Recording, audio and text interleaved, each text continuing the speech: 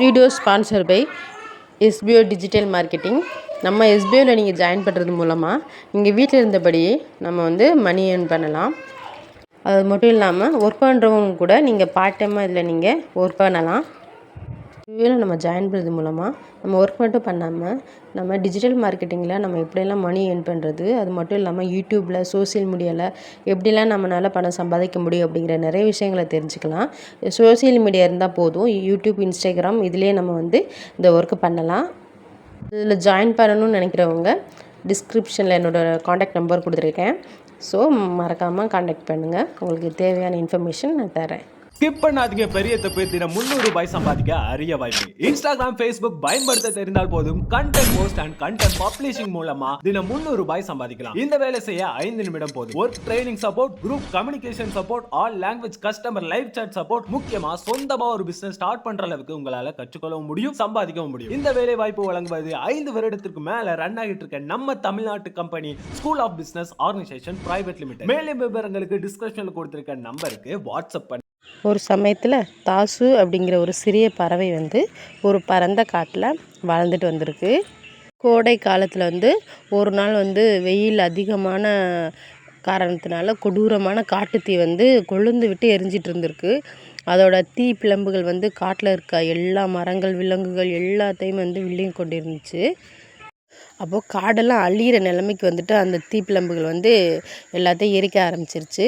அப்போது மற்ற பறவைங்கள்லாம் என்ன பண்ணியிருக்காங்க, வானத்தில் உயரமாக பறந்து ரொம்ப தூரத்தில் வெகு தொலைவில் உள்ள பாதுகாப்பான இடத்துக்கு சென்று அவங்கள பாதுகாத்துக்கிட்டாங்க. ஆனால் அந்த தாசுவால் தன்னோட அருமையான இருப்பிடத்தை விட்டுட்டு போக முடியலை. அது எரிஞ்சிட்டு இருக்கதையும் அதனால் பார்க்க முடியல. அதுக்கு அந்த காட்டிலேருந்து வெளியில் போகிறதுக்கே மனம் வரவே இல்லை.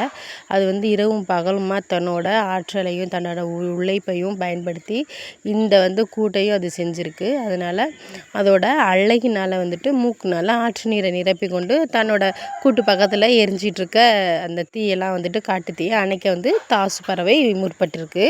அந்த சிறிய பறவையின் தாசுவின் அரிதான துணிச்சல், அசைக்க முடியாத மன உறுதியை பார்த்துட்டு என்ன ஆயிருக்குன்னா, இயற்கையே மழை பொழிய ஆரம்பிச்சிடுச்சு.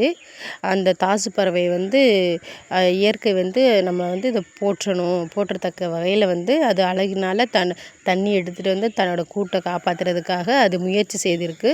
சிறிது நேரத்துலேயே அந்த பெருமழை காட்டில் உள்ள எல்லா தீயையும் அணைச்சிடுச்சு. அப்போ இந்த தாசு பறவைக்கு ரொம்ப மகிழ்ச்சியாக இருந்துச்சு. நம்ம தீயை அணைக்கிறதுக்கு நம்ம முயற்சி செய்தோம், ஆனால் இந்த இயற்கை கடவுள் நம்மளை காப்பாற்றிட்டாரு. நம்ம இவ்வளோ நாள் வாழ்ந்த இடத்த நம்ம விட்டு போகக்கூடாதுன்னு நம்ம நினச்சோம். அதனால் நமக்கு முயற்சி நம்மளை கைவிடலை.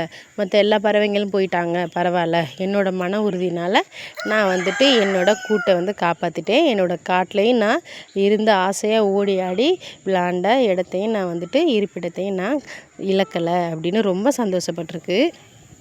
ஆமாங்க, உங்களிடம் உள்ள மன உறுதியை கொண்டு நீங்கள் எப்போவுமே உங்களோட சுற்றுப்புற சூழ்நிலையை மாற்றிக்கொள்ளும் முயற்சிகளை கைவிடாமல் இருந்தீங்கன்னா தொடர்ந்து உங்களுக்கு நன்மை தான் நடக்கும்.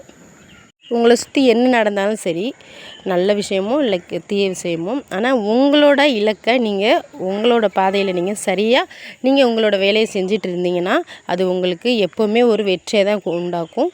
அது மட்டும் இல்லாமல் மற்றவங்களுக்கும் ஒரு உதவும் தன்மையில் நன்மையும் உண்டாக்கும். அதனால் நம்மளை சுற்றி இருக்க எல்லாத்தையுமே நம்ம காதில் வாங்காமல், நம்ம பார்க்காம நம்மளோட வேலையை நம்ம செஞ்சுட்டே வந்தோன்னா நம்ம வாழ்வில் எப்போவுமே வெற்றி நிச்சயம்.